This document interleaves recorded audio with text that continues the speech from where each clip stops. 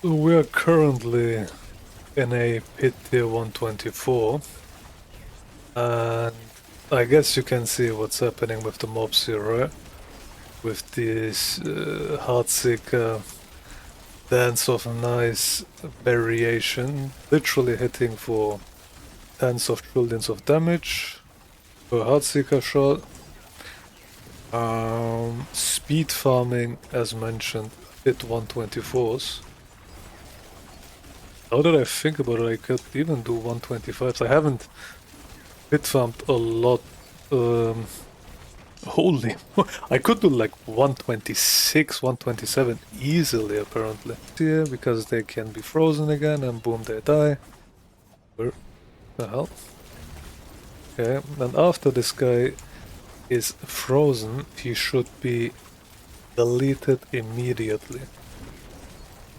Yeah, you see his health bar just holy.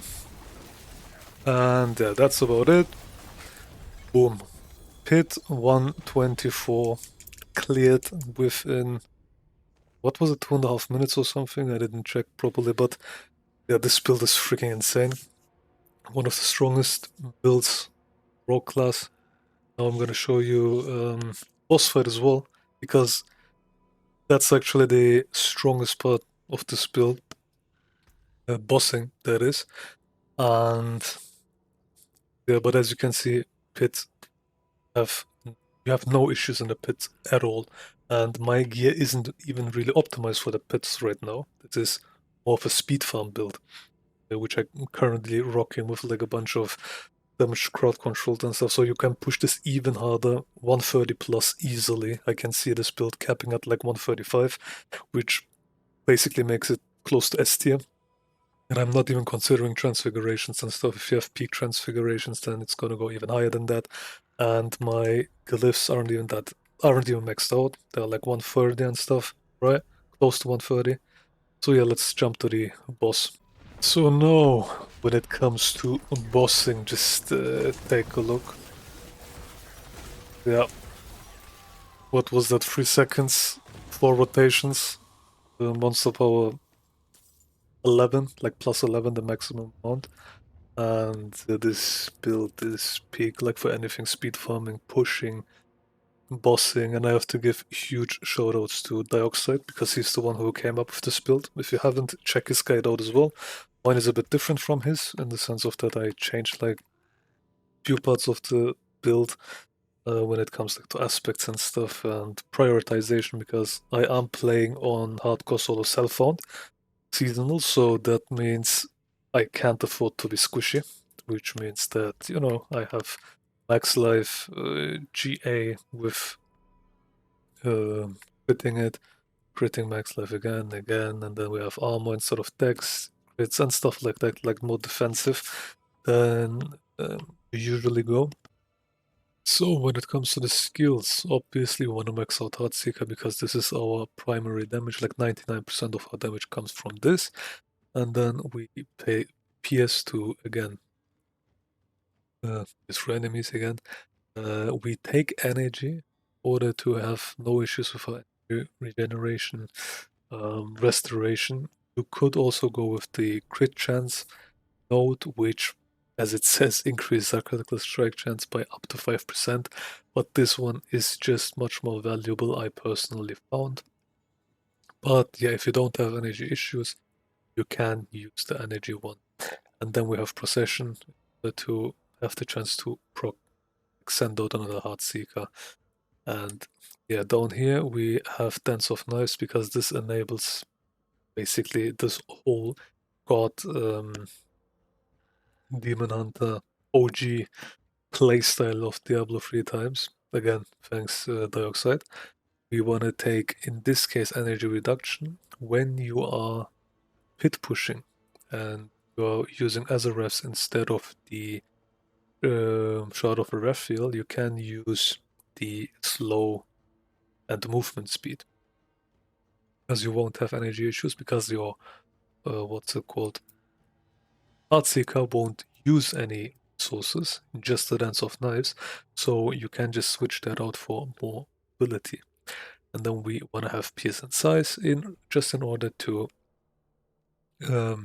basically proc the paying gorges on even more targets when you're like pit pushing and stuff like that. And then we have the star shots, obviously, in order to make the skill a marksman skill, which enables then the Dance of Nice to also simultaneously with Heartseeker pop out even more Heartseekers with the 5-piece set. Then we have Shadow Step with Unstoppable, cooldown reduction, and the being freely able to use it without a target.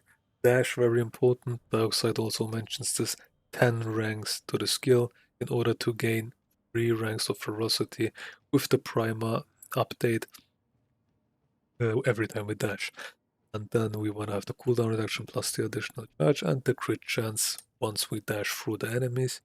And then we have Dark Shroud, again, crit chance while we have active, healing when one stack is consumed, and then we have Shadow Dancer for just more dodge chance, it's more survivability. Concealment, you also want to max this out as much as you can. You want to have the Resolve into the Unstoppable. This basically gives us 100% uptime on Unstoppable when you combine it with the Shadow Step. Then we go to Calculation to give us even crit chance. Cold Imbuement, we want to take energy. You want to have 100% uptime on this. So because my cooldown is 10.49 seconds, I can get away with 8 skill ranks. You might be saying, well, don't you want to have it at like rank 14 or whatever it is in order to have like to freeze enemies on the first hit? Well, we already do that because of the Etnas. The Etnas, in this case, because it's a mythic, increases the imbuement potency by 78%. And if you multiply it, the 64% actually with the Etnas buffs is more like 110%-ish, somewhere around that. So we still actually, even only with 8 rank skills, freeze on the first hit, which is quite valuable. So you can allocate those points to something else like dash, dark shroud, stuff like that. So yeah, the Atnas, because it gives us more imbuement potency, we don't 100% chill amount as the tooltips suggests. Yeah, energy as mentioned, overpower, just more overpower stacks. No, actually, sorry, you already get overpower. You want to have the resolve in order to get more resolve stacks because we get overpower from Heartseeker and the Gladiator's Triumph. Then we have Frozen Heart to increase the duration. Yeah, and the Paragons actually also similar to the one Dioxide is using. I just made a few changes. If you want, you can screenshot this. I'm just gonna go through the glyphs real quick. It's gonna be Devious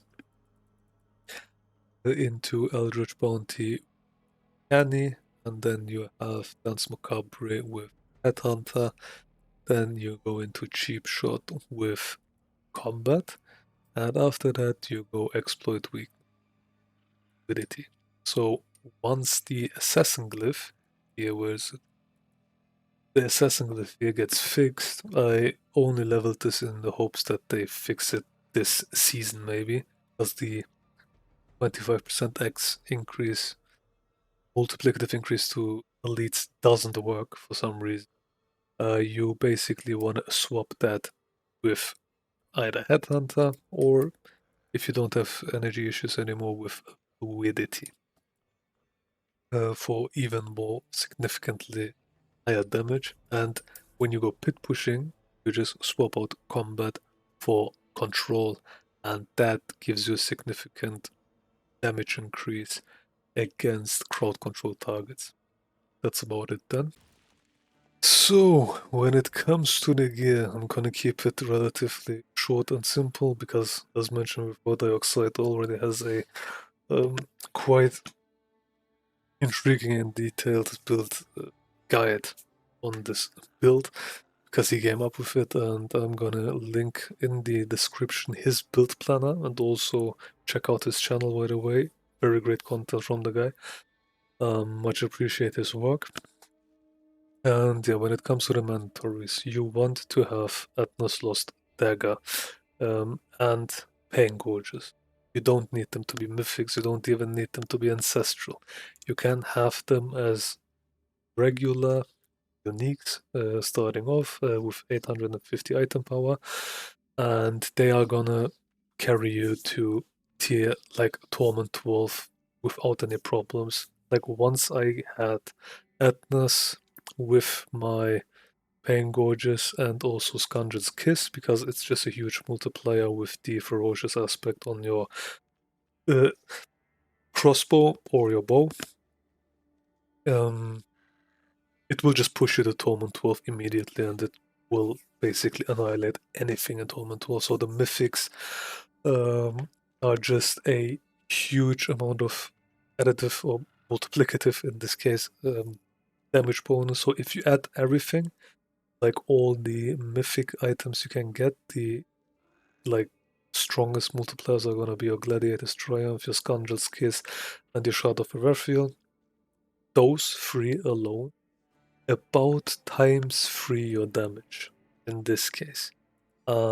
So you can get Pain Gorges as your glove as well. They are interchangeable. Pain Gorges or Gladiator's Triumph. You want to have one of them as a charm because they do kind of double tip with each other in terms of like giving you increased damage. So we are doing significantly more damage than we should with those two.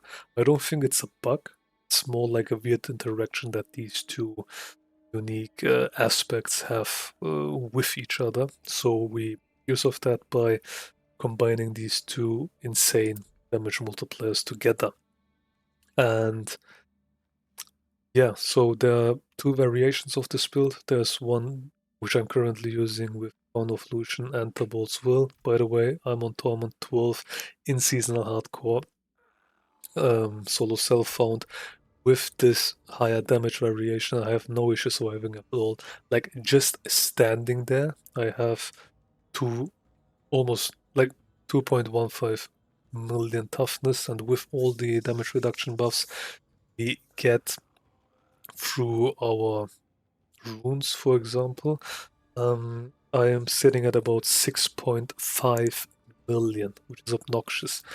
So yeah, that's basically about it. The Bolt's Will is meant to be paired up with Crown of Lucion in order to have enough resource generation, and I would suggest you have 125 resources in order to make this even more fluid, because on max stacks of the resource cost increase, your Dance of Knives with the reduced energy cost node will cost 56 energy, and your Heartseeker will cost 66 energy, which adds up to 122. So having 125 with the huge amount of energy restoration we have from the skill tree, which we'll go over in a moment, and the Tibault's Will really helps.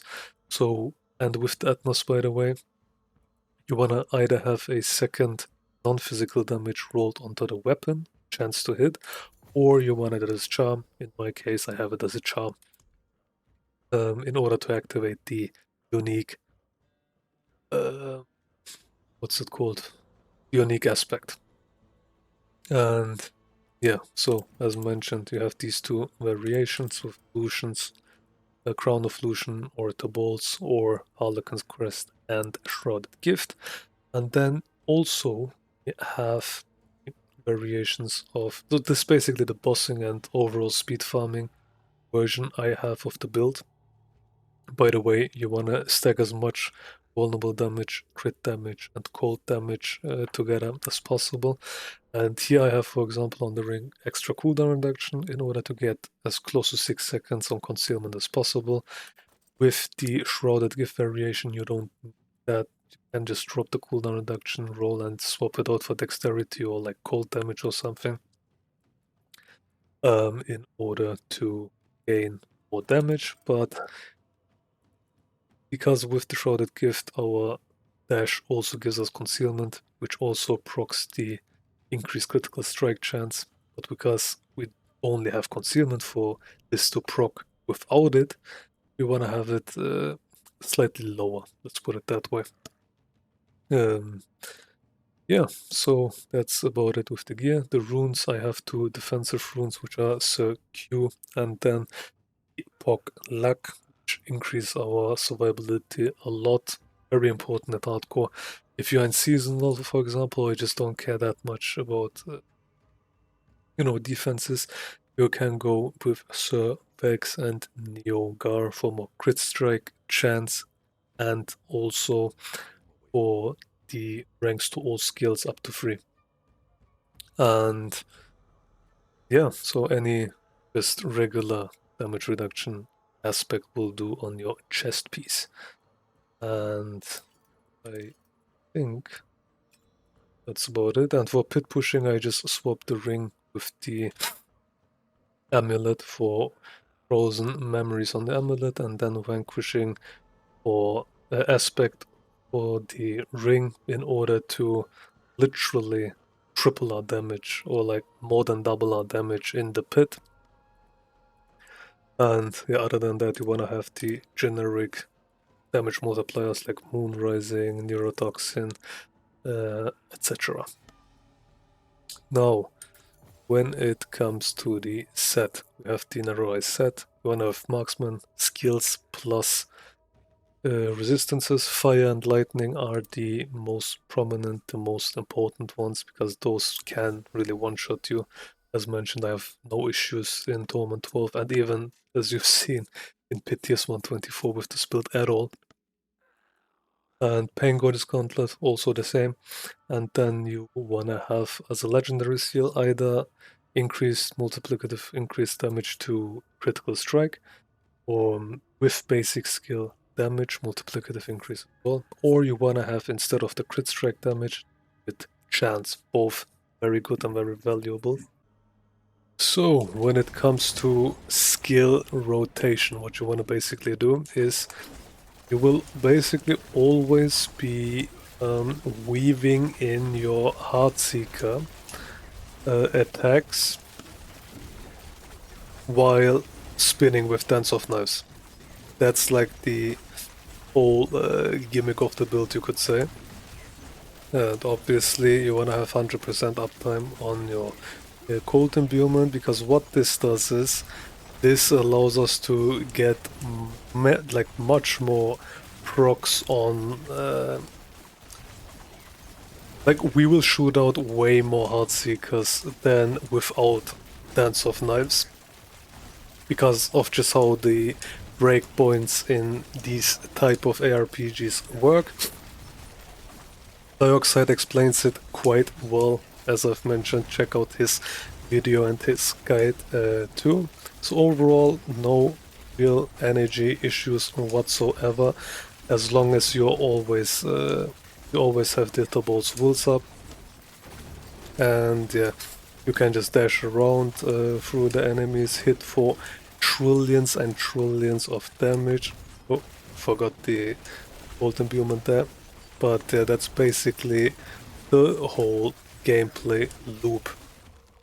I hope you guys enjoyed, and I will catch you in the next one. Stay tuned for more. I also stream, by the way, and if you don't wanna miss any streams, leave a follow, leave a like, check out my Twitch channel, and I will catch you in the next one. Take care.